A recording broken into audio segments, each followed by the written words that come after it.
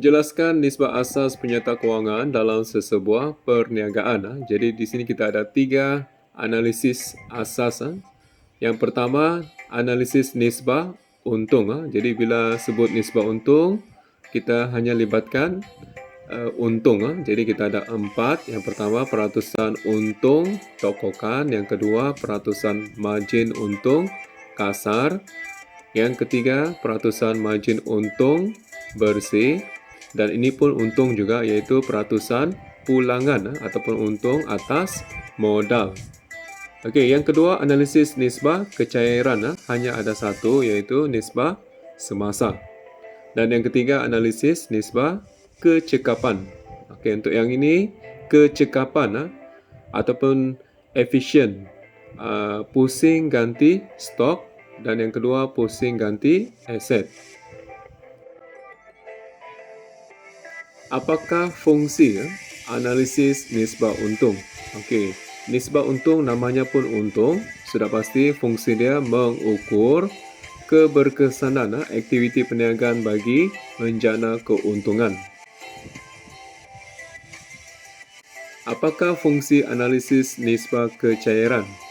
Okey, untuk nisbah kecairan ni fungsinya mengukur keupayaan perniagaan membayar liability semasa ataupun kita panggil hutang jangka pendek.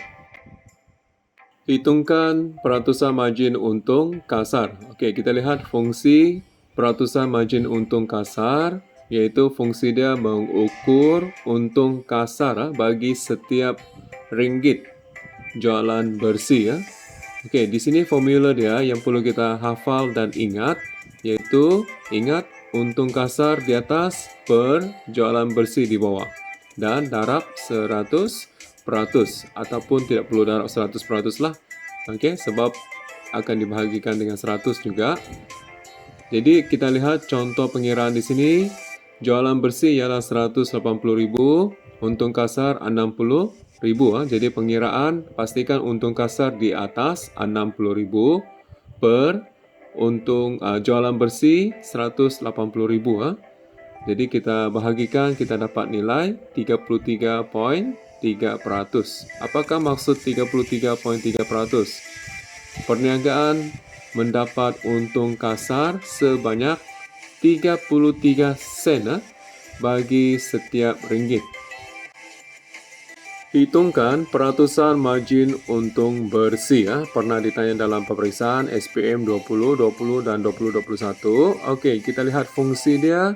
Margin untung bersih ni ialah mengukur untung bersih setiap ringgit jualan bersih. Jadi formula di sini, ingat untung bersih di atas per jualan bersih di bawah. Okey, darab 100% atau abaikan, kita bahagikan sahaja.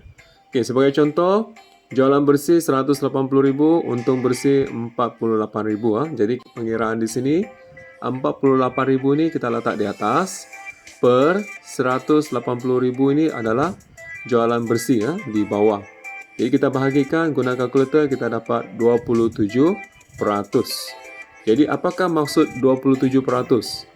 Okey, bermaksud perniagaan mendapat untung bersih sebanyak 27 sen. Untung bersih sebanyak 27 sen bagi setiap ringgit.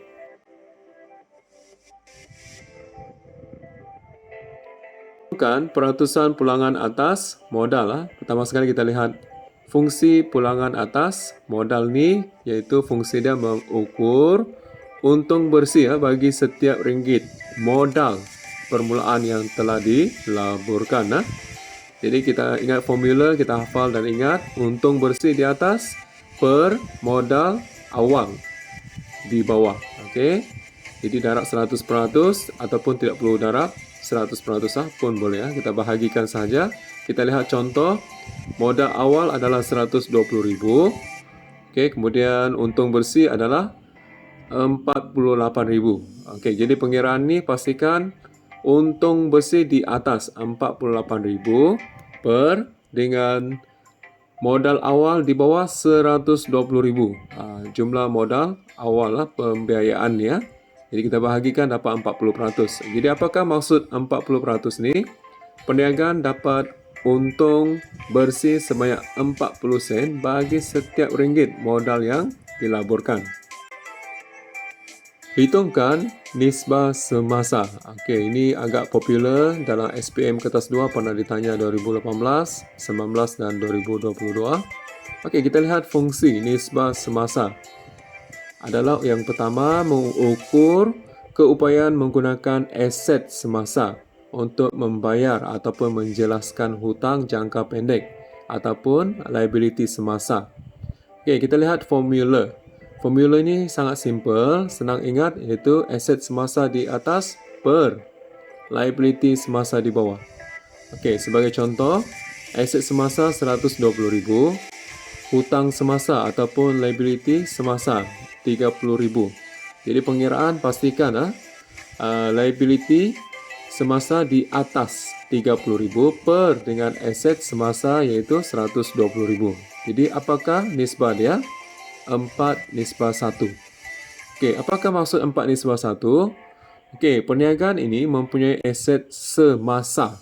Okey, aset semasa ini seperti wang tunai di bank ataupun akaun belum terima, iaitu sebanyak RM4 bagi menjelaskan RM1 hutang jangka pendek ataupun liability semasa. Hitung pusing ganti aset. Okey, pernah keluar SPM 2018-2021. Okey, kita lihat fungsi pusing ganti aset ni. Jadi fungsi dia untuk mengukur jumlah jualan dapat dijana dengan menggunakan aset perniagaan yang ada. Okey, kita lihat formula. Formula ni pun simple. Ingat jualan bersih di atas per jumlah aset di bawah.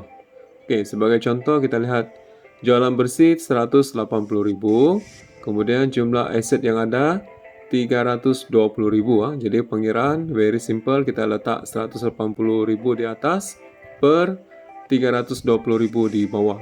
So kita bahagikan gunakan kalkulator, dapat 0.56 kali. Jadi apakah maksud 0.56 kali ni? Okey, ingat pusing, kita akan ingat berapa kali dia pusing, jadi 0.56 kali. So, kadar pusing ganti aset perniagaan menunjukkan kecekapan sebanyak 0.56 kali. Baik, mari kita lihat pusing ganti stok di bawah nisbah kecekapan. Okey, kita lihat yang pertama fungsi. Dari segi fungsi, dia mengukur kekerapan stok digantikan dalam setahun dan kecekapan mengurus stok. Jadi kalau kita lihat formula di sini, kos jualan barangan dibahagikan stok purata. Sebagai contoh, kos jualan barangan 245,000, stok purata 130,000. Jadi dari segi pengiraan, kita direct sahaja, kita masukkan kos jualan barangan 245,000 ni dibahagikan 130,000. Kita guna kalkulator dan tekan, kita dapat 1.88 kali. Jadi ini bermaksud perniagaan menggantikan stok baharu sebanyak 1.88 kali dalam tempoh setahun.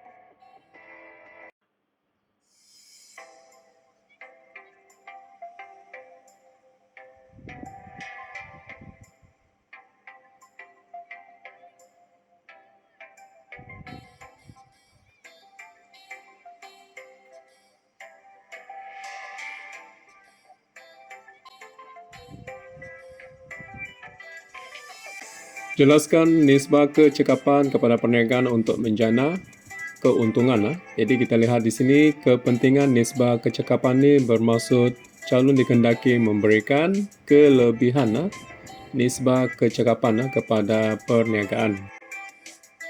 Di bawah kepentingan nisbah kecekapan kepada sesebuah perniagaan ada dua. Yang pertama, kita lihat dari segi nisbah kecekapan pusingan stok ataupun inventory.